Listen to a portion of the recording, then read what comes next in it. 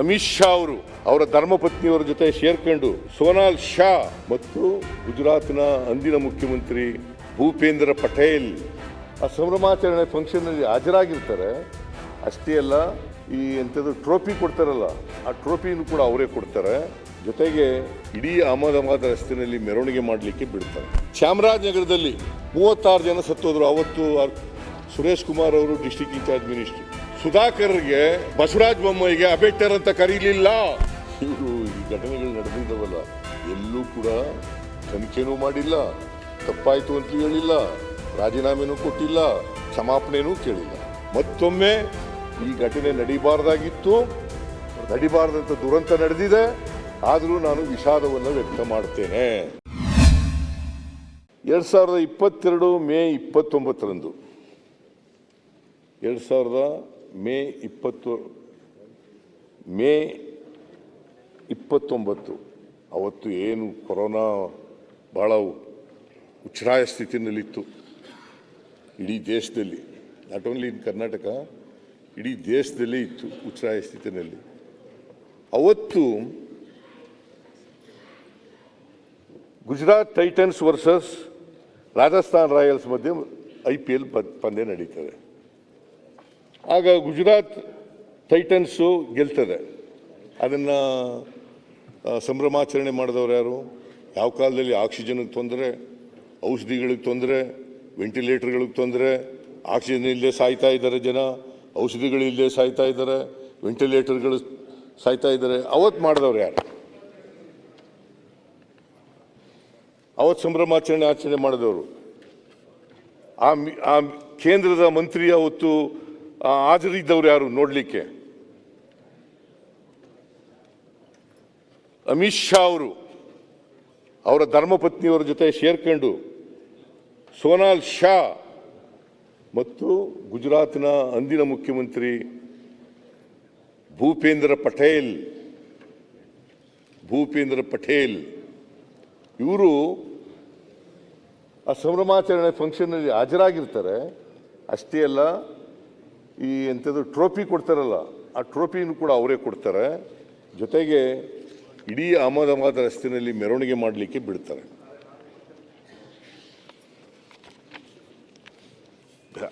ಮೆರವಣಿಗೆ ಮಾಡಲಿಕ್ಕೆ ಬಿಡ್ತಾರೆ.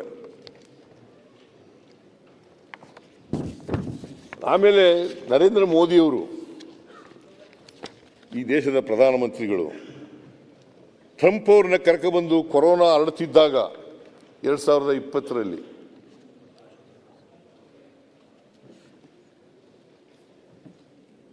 ಎಂಥದ್ದು ಹೌಡಿ ಮೋದಿ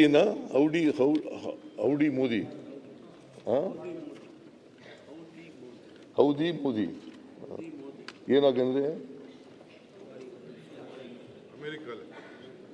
ಇಲ್ಲಿಗೆ ಕರ್ಕೊಂಡ್ಬಂದಿದ್ರಪ್ಪ ನಮ್ಮ ದೇಶಕ್ಕೆ.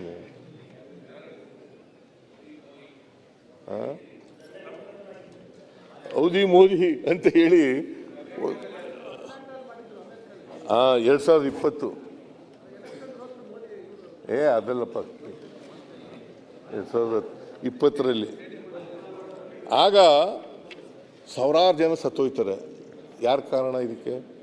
ಮಾನ್ಯ ಅಧ್ಯಕ್ಷರೇ, ನಾನು ಹೇಳಿದ್ನೆಲ್ಲ ಘಟನೆಗಳೆಲ್ಲ ಹೇಳಿದ್ವಲ್ಲ, ಇದರಲ್ಲಿ BJP ಅಧಿಕಾರದಲ್ಲಿತ್ತು. ಅನೇಕ ಸಂದರ್ಭಗಳಲ್ಲಿ BJP ಅಧಿಕಾರದಲ್ಲಿತ್ತು. BJPಯವರೇ ಮುಖ್ಯಮಂತ್ರಿ ಆಗಿದ್ದರು. ಯಾರಾದರೂ ಅಶೋಕ್ ಅವರೇ ಎಂಕ್ವೈರಿ ಮಾಡಿದ್ರ? ರಾಜೀನಾಮೆ ಕೊಟ್ರ? ತಪ್ಪಾಯ್ತು ಅಂತ ಹೇಳಿದ್ರ? ಯಾರಾದ್ರೂ ನಮ್ಮ ಸುರೇಶ್ ಕುಮಾರ್ ಅವರು ಅಬೇಟರ್ ಅಂತ ಕರೆದ್ರ? ಯಾರಿಗಾರು? ಅದಾಯ್ತಲ್ಲ, ಅದು ಬಿಡಿ. ಚಾಮರಾಜನಗರದಲ್ಲಿ ನಾನು DK ಶಿವಕುಮಾರ್ ಹೋಗಿದ್ದು,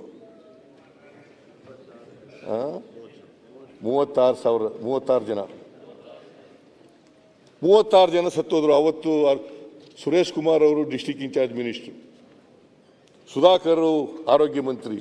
ನೀವು ಹೋಗಿದ್ರಿ, ಇಬ್ಬರೇ ಸತ್ತದು. ಬಂದ್ರು ಸರ್.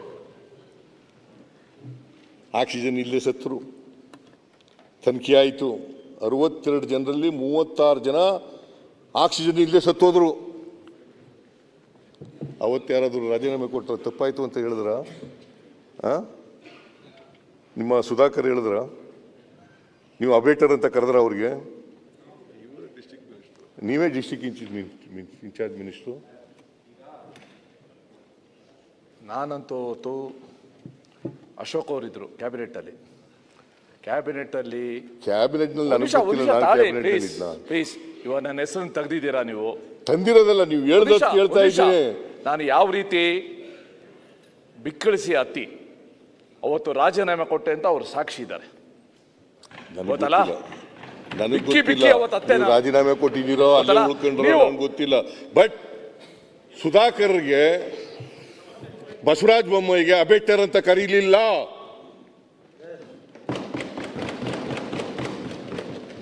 ನಮಗ್ ಮಾತ್ರ ಕರೆದ್ರಿ. ಬಸವರಾಜ ಬೊಮ್ಮಾಯಿ ಕರೆದ್ರ ಅಬೇಟರ್ ಅಂತ? ಸುಧಾಕರ್ ಕರೆದ್ರ?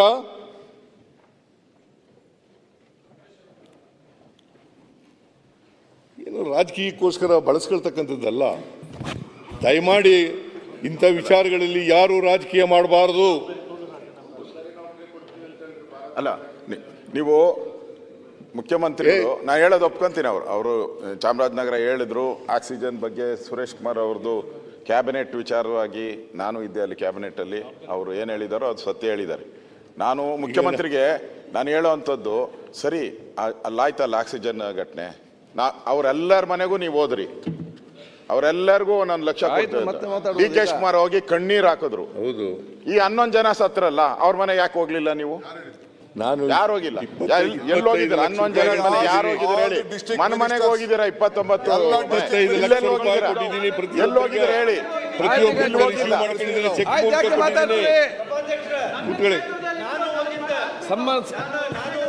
ಕನ್ಸರ್ನ್ ಡಿಸ್ಟ್ರಿಕ್ಟ್ ಮಿನಿಸ್ಟರ್ ಎಲ್ಲ ಕಡೆ ಹೋಗಿದ್ದಾರೆ. ಓಕೆ ಸುಧಾಕರ್, ಎಲ್ಲ ಹೋಗಿದ್ರಿ, ಎಲ್ಲ ಸುಧಾಕರ್, ಸುರೇಶ್ ಎಲ್ಲ ಅವ್ರವ್ರ ಜಿಲ್ಲೆ ಹೋಗಿದ್ರಿ. ಹೋಗಿಲ್ಲ ಅಂದ್ರೆ ಸುಳ್ಳು ಕೇಳ್ಬೇಕು. ನಾವು ಹೋಗಿದ್ವಿ, ನಾನು ಹೋಗಿದ್ದೆ, ಸುಧಾಕರ್ ಗೊತ್ತಿಲ್ಲ ಬಿಡಪ್ಪ. ಶಿವಮೊಗ್ಗದಲ್ಲಿ ಮಿನಿಸ್ಟ್ರಿಗೆ ಹೇಳಿದ್ದೆ ನಾನು. ಎಲ್ಲ ಶಿವಮೊಗ್ಗ ಮಿನಿಸ್ಟರ್ ಹೊಂಟೋದ್ರ. ಆಮೇಲೆ ಬೆಂಗಳೂರಿನಲ್ಲಿ ನಮ್ಮ ಮಿನಿಸ್ಟರ್ ಕಳಿಸಿದ್ದೆ ನಾನು. ಆಮೇಲೆ ಸತ್ತ ಕುಟುಂಬದವರಿಗೆ 25 ಲಕ್ಷ ರೂಪಾಯಿ ಪರಿಹಾರವಾಗಿ ಕೊಟ್ಟಿದ್ದೀವಿ. ಮತ್ತೆ ಎಲ್ಲರೂ ಕೂಡ ಚೆಕ್ ಇಸ್ಕೊಂಡಿದ್ದಾರೆ.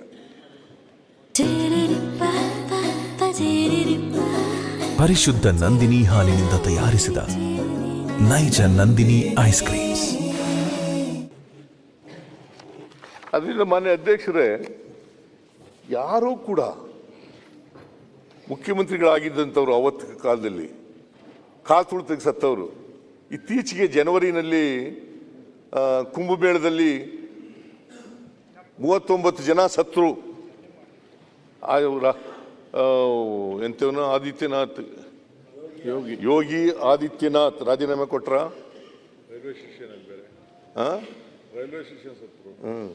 ರೈಲ್ವೆ ಸ್ಟೇಷನ್ ಸತ್ರು ಕುಂಭಮೇಳದಲ್ಲಿ. ಇತ್ತೀಚೆಗೆ ಓಲಿ ಅದು ಬಿಡಿ, ಇತ್ತೀಚೆಗೆ ಗುಜರಾತ್ನಲ್ಲಿ ಒಂದು ಏರ್ ಇಂಡಿಯಾದವರು ಹೋಗಿ 264 ಜನ ಸತ್ರು. ರಾಜೀನಾಮೆ ಕೊಟ್ರ.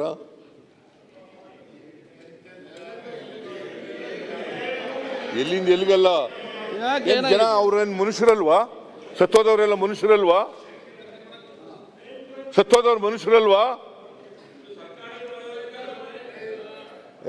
ಅದು ಲಾಲ್ ಬಹದ್ದೂರ್ ಶಾಸ್ತ್ರಿ ರೈಲ್ವೆ ಆಕ್ಸಿಡೆಂಟ್ ಅಲ್ಲಿ ಯಾಕೆ ರಾಜೀನಾಮೆ ಕೊಟ್ಟರು? ಚನ್ನಬಸಪ್ಪ ಎಲ್ಲ ಗೊತ್ತಿದೆ ಅವರೇ.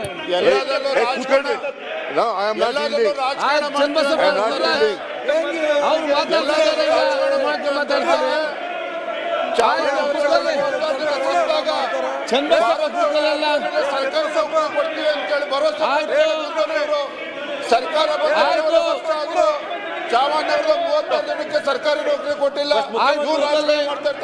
ಬಿಜೆಪಿ ಎಲ್ಲ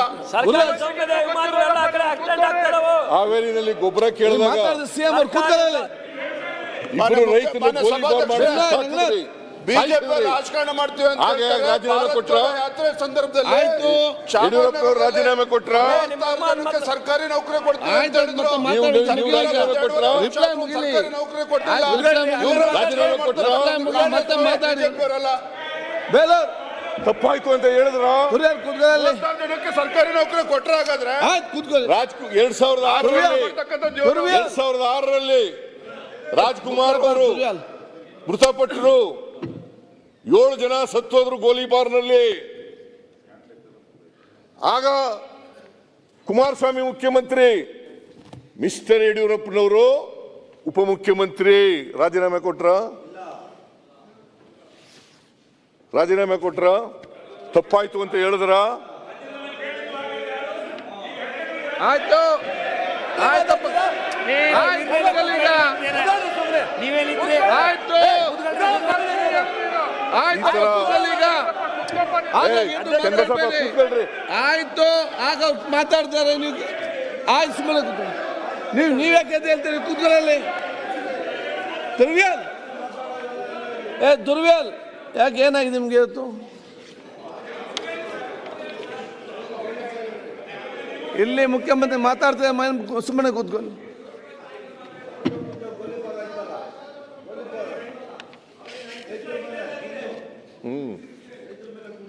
ರೈತರ ಮೇಲೆ ಗುಂಡು, ಗೋಲಿಬಾರ್. ಬೇಲು ಯಾರು ಮಾತಾಡಬೇಡಿ ಅಲ್ಲಿ. ಯಾಕೆ ಅಲ್ಲಿ ಕೂತ್ಕೊಂಡು ಮಾತಾಡ್ತೀರಿ ನೀವು? ಸಿದ್ದಪ್ಪ ಚೂರಿ, ಸಿದ್ಲಿಂಗಪ್ಪ ಚೂರಿ, ಸಿದ್ಲಿಂಗಪ್ಪ ಚೂರಿ. ಇನ್ನೊಬ್ಬ ಯಾರು ರೈತ?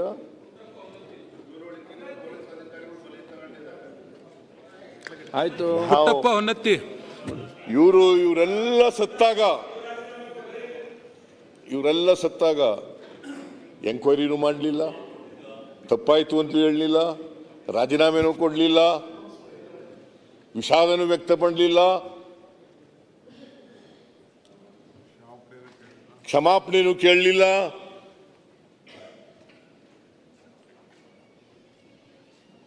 ನಮಗೆ ಪಾಠ ಹೇಳ್ಕೊಡ್ತೀರಾ ನೀವು? ಕೂತ್ಕೊಂಡು ಮಾತಾಡಬೇಡಿ ಅಲ್ಲಿ.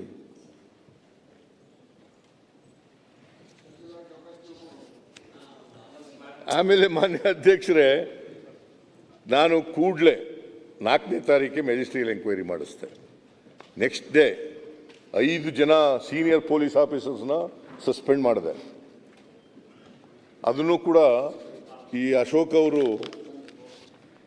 ಒಂದು ಕಡೆ ಕ್ರಿಟಿಸೈಸ್ ಮಾಡ್ತಾರೆ, ಇನ್ನೊಂದು ಕಡೆ ಅವ್ರ ಪರ ವಕಾಲತ್ ಆಗ್ತಾರೆ.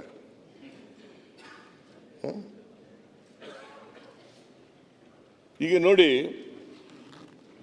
3ನೇ ತಾರೀಕಿಗೆ ಪತ್ರ ಕೊಡ್ತಾರೆ ಅವರು, ಪರ್ಮಿಷನ್ ಕೊಡಿ, ನಾವು 2 ಕಡೆ ಸಂಭ್ರಮಾಚರಣೆ ಮಾಡಬೇಕು ಅಂತ. ಅವರು ಪೊಲೀಸ್ನವರು ಅಲ್ಲೇ ಯಾರು ಗಿರೀಶ್ ಅಂತ ಇನ್ಸ್ಪೆಕ್ಟ್ರು, ಅವನು ಪರ್ಮಿಷನ್ ಕೊಡಲ್ಲ. ಪರ್ಮಿಷನ್ ಕೊಡುವಾಗ ರೈಟಿಂಗ್ನಲ್ಲಿ ಕೊಡಲಿಲ್ಲ, ನಿರಾಕರಿಸಿದ್ದೀವಿ ಅಂತೇಳಿ ರೈಟಿಂಗ್ನಲ್ಲಿ ಕೊಡಲಿಲ್ಲ. ಆಮೇಲೆ ಬೆಳಿಗ್ಗೆ 7 ಗಂಟೆ 1 ನಿಮಿಷಕ್ಕೆ RCB ಅವರು, KSCNವರು ಟ್ವೀಟ್ ಮಾಡ್ತಾರೆ, ಪೋಸ್ಟ್ ಮಾಡ್ತಾರೆ. ಏನಂತ ಅಂತಂದರೆ 7:10 ಮಾಡ್ತಾರೆ, 7:01 ನಿಮಿಷಕ್ಕೆ, 8 ಗಂಟೆಗೆ 1 ಮಾಡ್ತಾರೆ. 7:01 ನಿಮಿಷಕ್ಕೆ ಮಾಡಿರೋದನ್ನು 16 ಲಕ್ಷ ಜನ ನೋಡಿದ್ದಾರೆ. 8 ಗಂಟೆಯಲ್ಲಿ ಮಾಡಿದ್ದಕ್ಕೆ 4 ಲಕ್ಷದ ಚಿಲ್ಲರೆ ಜನ ನೋಡ್ತಾರೆ. ಆಮೇಲೆ 3:10 ಮಾಡ್ತಾರೆ, ಆಗ 7,10,000 ಜನ ನೋಡ್ತಾರೆ. ಈ ಪೊಲೀಸ್ನವರು ಇಷ್ಟೆಲ್ಲ ಪೋಸ್ಟ್ ಮಾಡಿದ್ರು ಕೂಡ ಯಾಕೆ ಬಿಟ್ಟು ಏನು ಕ್ರಮ ತಗೊಂಡ್ರು? ಏನು ಕ್ರಮ ತಗೊಳ್ಳಿಲ್ಲ. ಅದನ್ನ ಡಿಲೀಟ್ ಮಾಡಿಸ್ತಕ್ಕಂಥ ಪ್ರಯತ್ನ ಮಾಡಲಿಲ್ಲ. ಅವ್ರ ಜೊತೆ ಶಾಮೀಲಾಗಿ ಅವ್ರು ಮಾಡೋಕ್ಕೆ ಬಿಟ್ಬಿಟ್ರು. ಸರ್ ನೀವು ಸರ್ಕಾರದಿಂದ ಬೆಲ್ಲ ಕೂತ್ಕೊಳ್ಳಿ ಅವ್ರೆ, ಆಯ್ತು. ಆಯ್ತಪ್ಪ ಕೂತ್ಕೊಳ್ರಿ. ಅರವಿಂದ ಬೆಲ್ಲ ಕೂಡ ಮಾತಾಡಬೇಡಿ. ಬೆಲ್ಲ ನಾನು ಅಶೋಕ ಮಾತಾಡುವಾಗ ಮೊದಲು ಮಾತಾಡ್ಲಿಲ್ಲ. ಬೆಲ್ಲ ಬೆಲ್ಲ ನೀವ್ಯಾಕೆ ಮಾತಾಡ್ತೀರಿ? ಸಿಸಿ ಪಾಟೀಲ್ ಅವರು ಯಾಕೆ ಮಾತಾಡ್ತೀರಿ? ಆಯ್ತು, ಅವ್ರು ಆಕ್ಷನ್ ಹೇಳ್ತಾರೆ. ನೀವ್ಯಾಕೆ, ನಿಮ್ಗೇನು ಸಮಸ್ಯೆ? ಅವ್ರಿಗೆ ಆಕ್ಷನ್ ತಗೊಂಡು ಅವ್ರು ಹೇಳ್ತಾರೆ ಯಾಕೆ ತಗೊಂಡಿದ್ದೇವೆ ಅಂತ ಹೇಳಿ. ನೀವು ಅದಕ್ಕೆ ಕೌಂಟರ್ ಮಾತಾಡ್ತೀರಿ. ನೀವು ಯಾಕೆ ಕೌಂಟರ್ ಮಾತಾಡ್ತೀರಿ? ಅರೆ ಏನ್ ಆಕ್ಷನ್ ಸರ್ಕಾರ ಹೇಳ್ತಾ ಉತ್ತರ ಕೊಡ್ತದೆ, ನೀವ್ ಯಾಕೆ ಮಾತಾಡ್ತೀರಿ ಮಧ್ಯದಲ್ಲಿ? ನೀವೆಲ್ಲ ಹೇಳಬೇಕಾಗಿದ್ದೆಲ್ಲ ಹೇಳಿದ್ದೀರಲ್ರಿ. ಕೂತ್ಕೊಳ್ಳಿ ಈಗ ಪ್ಲೀಸ್. ಈಗ ಅವ್ರು ನಾನು I am not yielding to you. ಯಾಕೆ ಸುಮ್ಮನೆ ಕೌಂಟರ್ ಮಾತಾಡ್ತೀರಿ? yielding to you. ಸರ್ಕಾರ ಆಕ್ಷನ್ ತಗೊಂಡ್ರೆ ಯಾಕೆ ತಗೊಂಡು ಹೇಳ್ತಾರೆ. ಇನ್ನು ಮುಂದೆ ಇದನ್ನ ಪಾಲನೆ ಮಾಡಿ. ಮಾನ್ಯ ಸಭಾಧ್ಯಕ್ಷರೇ, ಇದನ್ನ ಪಾಲನೆ ಮಾಡಿ. ವಿರೋಧ ಪಕ್ಷದ ನಾಯಕರು ಮಾತಾಡುವಾಗ ಯಾರು ಕೂಡ ಮಾತಾಡಬಾರ್ದು. ಚೀಫ್ ಮಿನಿಸ್ಟರ್ ಮಾತಾಡುವಾಗ ಯಾರು ಕೂಡ ಮಾತಾಡಬಾರ್ದು. ಡೆಪ್ಯೂಟಿ ಚೀಫ್ ಮಿನಿಸ್ಟರ್ ಮಾತಾಡುವಾಗ ಮಾತಾಡಬಾರ್ದು. ಮಾಡಿ ಹಂಗೆ ಮಾಡಿದೇವೆ ಆಲ್ರೆಡಿ. ಎರಡೂ ಕಡೆಯವರು ಮಾಡಲಿ. ನಾನು ಪೂರ ಭಾಷಣ ಕೇಳಿದ್ದೀನಿ ಅಶೋಕ್ ಅವರದ. ಒಂದು ಶಬ್ದ ಮಾತಾಡಲಿಲ್ಲ. ನಾನು ಕೇಳ್ಬಿಟ್ಟು ಅವ್ರ ಭಾಷಣ ಮುಗಿದ ಮೇಲೆ ಓದೆ. ನಾನು ಮಧ್ಯೆ ಹೇಳ್ತಕ್ಕಂಥದ್ದು ಅದು ಪ್ರಜಾಪ್ರಭುತ್ವದ ಲಕ್ಷಣನೂ ಅಲ್ಲ, ಸಂಸದೀಯ ವ್ಯವಸ್ಥೆಯ ಲಕ್ಷಣನೂ ಅಲ್ಲ. ನೀವು ಏನಾದರೂ ನನಗೆ ಡಿಸ್ಟರ್ಬ್ ಮಾಡಬೇಕು ಅಂತ ಅನ್ಕೊಂಡ್ರೆ, ಡಿವಿಯೇಟ್ ಮಾಡಬೇಕು ಅಂತ ಅನ್ಕೊಂಡ್ರೆ ನಿಮ್ಮ ಗ್ರಹಿಕೆ ತಪ್ಪು. ನಾನು ಡಿಸ್ಟರ್ಬು ಆಗಲ್ಲ, ಡಿವಿಯೇಟು ಆಗಲ್ಲ.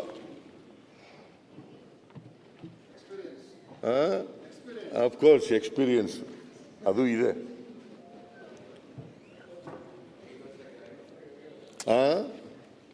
ಯಾರಪ್ಪ ನಾನು 5 ವರ್ಷ ಗ್ಯಾರಂಟಿ ನಾನು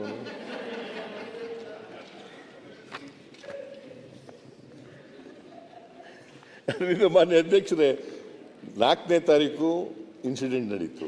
4ನೇ ತಾರೀಕೆ ಸಾಯಂಕಾಲ ಮ್ಯಾಜಿಸ್ಟ್ರಿಯಲ್ ಎಂಕ್ವೈರಿ ಮಾಡಿಸ್ದೆ. ಆಮೇಲೆ 5ನೇ ತಾರೀಕು ಸಸ್ಪೆಂಡ್ ಮಾಡಿದೆ. 5ನೇ ತಾರೀಕೆ Michael Cunha, retired high court judge, ಅವರ ಅಧ್ಯಕ್ಷತೆಯಲ್ಲಿ 1 ಮ್ಯಾನ್ ಕಮಿಷನ್ ಮಾಡಿದೆ. ಆಮೇಲೆ ಅಷ್ಟೇ ಅಲ್ಲ, ನನ್ನ ಪೊಲಿಟಿಕಲ್ ಸೆಕ್ರೆಟರಿನೇ ತೆಗೆದಾಕಿದೆ. ಆಮೇಲೆ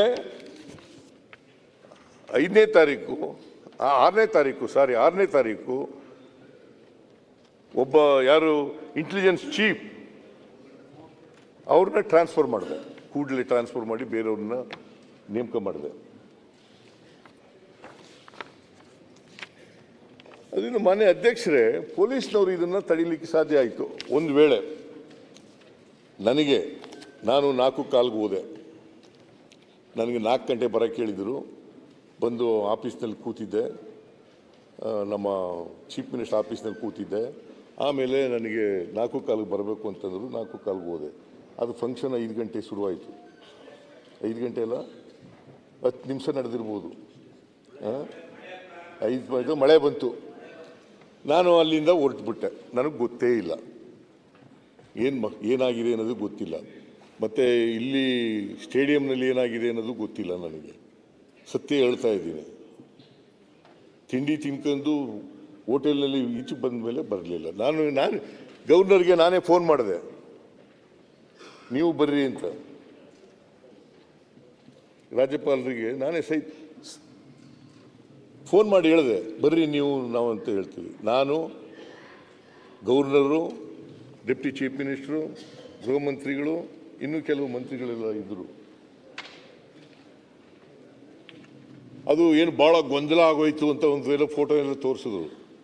ನಿಜ, ಈ ಉನ್ಮಾದ ಇದೆಯಲ್ಲ, ಸಮೂಹ ಸನ್ನಿ ಇದೆಯಲ್ಲ, ಇದರಲ್ಲಿ ಅನೇಕ ಸಾರಿ ಇವರು ಫೋನ್ ತಗೊಂಡು ಹೇಳಿದ್ರು ಡಿ ಕೆ ಶಿವಕುಮಾರ್.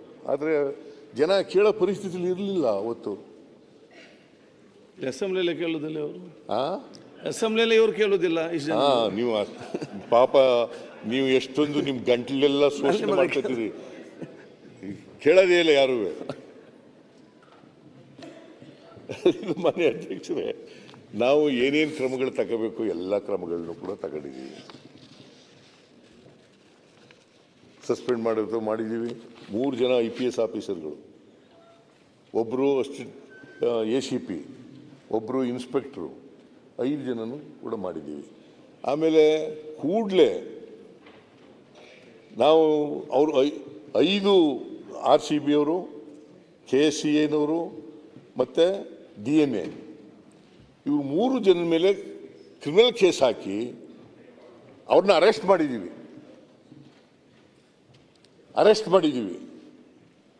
ಬಹುಶಃ ಇದನ್ನೆಲ್ಲ ಹೇಳಿರ್ಬೇಕು ಅಂತ ಅನಿಸುತ್ತೆ. ಹೇಳಿದ್ದೀರಿ.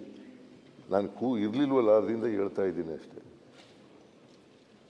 ಏನೇನು ಹೇಳಿದ್ದೀರಿ ಅಂತ ಹೇಳ್ಬಿಟ್ರೆ ನಾನು ಬಿಟ್ಬಿಡ್ತೀನಿ ಅಂತ.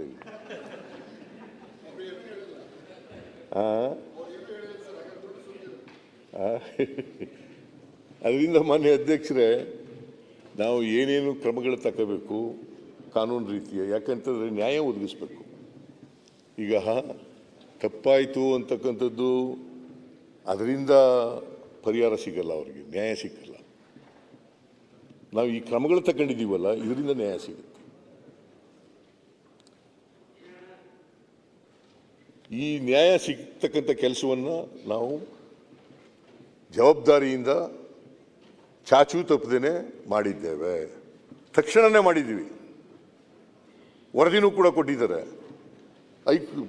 ಮಾನ್ಯ ಹೈಕೋರ್ಟ್ನವರು ಸುವೋಮೋಟೋ ಕೇಸ್ ಕೂಡ ತಗೊಂಡಿದ್ದಾರೆ. ಅವರು ಎಲ್ಲ 5 ಜನ ಅರೆಸ್ಟ್ ಮಾಡಿದ್ವಲ್ಲ, 4 ಜನ ಅರೆಸ್ಟ್ ಮಾಡಿದ್ವಲ್ಲ, 4 ಜನ ಅರೆಸ್ಟ್ ಮಾಡಿದವ್ರು ಬೇಲ್ ಸಿಕ್ಕಿದೆ ಅವರಿಗೆ. ಆದರೆ ನಾವು ಕೂಡಲೇ CID ಕೊಟ್ಟಿದ್ದೀವಿ. CID ಎಂಕ್ವೈರಿ ಮಾಡಿ, ಎಂಕ್ವೈರಿ ಎಲ್ಲ ಮಾಡಿ, ತನಿಖೆ ಎಲ್ಲ ಮಾಡಿ ಮುಗಿಸಿ ಚಾರ್ಜ್ ಶೀಟ್ ರೆಡಿ ಇದೆ. ಕೋರ್ಟ್ನವರು ಅನುಮತಿ ಕೊಟ್ಟ ತಕ್ಷಣ ಚಾರ್ಜ್ ಶೀಟ್ ಹಾಕ್ತೀವಿ.